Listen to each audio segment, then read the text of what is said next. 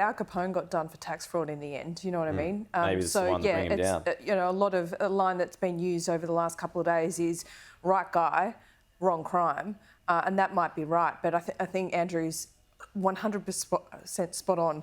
America is a mess at the moment. Their judicial system is politicised and a joke. But at the base of it here, you've got that everyone is equal before the law. Everyone, even former presidents and wannabe candidates once again. But, he's speaking to a church group. I find that really interesting. I mean, how the evangelical church in America squares the morality off with all of this and goes in to be, Trump's number one defender. I mean, let's go back to it. He paid hush money to a porn star. That's not illegal. He wanted that covered up. No, it's not. And it's like signing an NDA here in Australia. But what is clear from the evidence today, and it's very difficult to prove, is that they wanted to cover it up because they thought it would be damaging to his election campaign. Now, whether true or not, I mean, there's the phone call with, the famous tape of him saying, he grabs females in certain parts, and that didn't hurt him. It just saw his stocks boost. If that didn't hurt him, how would this have hurt him? Well, maybe he didn't have to go to these lengths. At the time, they clearly thought that this next scandal with Stormy Daniels might be a bridge too far. There was a cover-up here. And the others that are mentioned here paying off the doorman over the illegitimate child or whatever. The interesting thing, that's right, a child out of wedlock, another 30 grand there.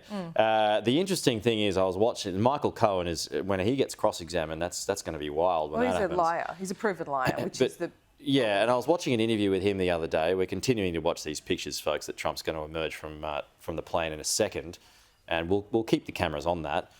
But Michael Cohen had said that basically Trump's MO as a personal attorney is to take the ball and run with it until you get tackled.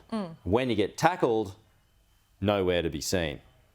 So there's that bridge there that he, this is according to Michael Cohen, that he creates so that other people take the fall. Yeah, that's right. Absolutely. But you've also got to look at the history here. And look, this case should be looked at in isolation before the law. I'm not saying that. It should be prosecuted on its merits.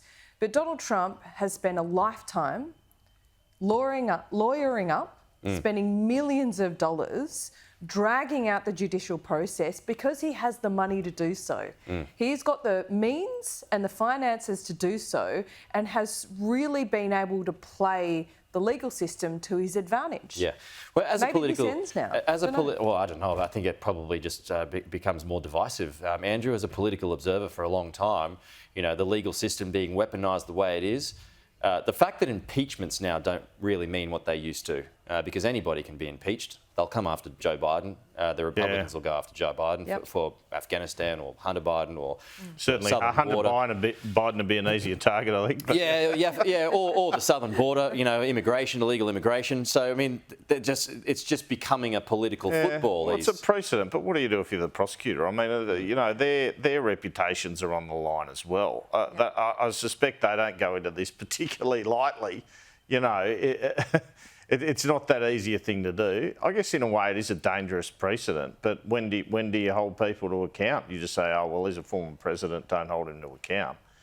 I mean, the court will be the arbiter, essentially. And I think the thing that really hangs over Trump's head is the prospect of these potential other charges. And I think today you sort of say, well, you can't see this guy becoming president again. That's the most significant thing about the day. The main concern I have now is, I guess the judge talked about is political violence. That's what I think we should be most concerned, and I'm sure Americans are most concerned about, the prospect of this leading to that.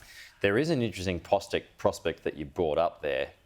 The next in-person hearing, and this is according to CNN this morning, the next in-person hearing relating to this case is December 4.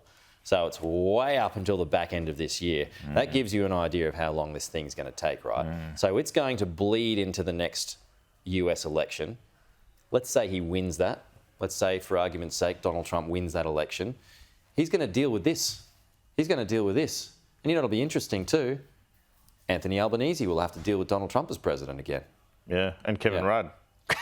What an interesting prospect that is. Probably ambassador. more interesting Kevin Rudd than Anthony Albanese, to be honest. But Yeah.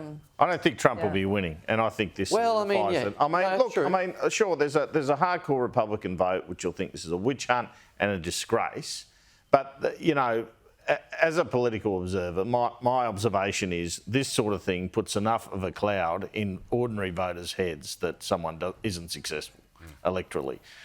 You know, there's still a suspicion he'd be successful as becoming the Republican candidate, Yeah. but I think this kills him as a president. Well, we'll see. I mean, again. I mean, he's in the car now. The motorcade's moving.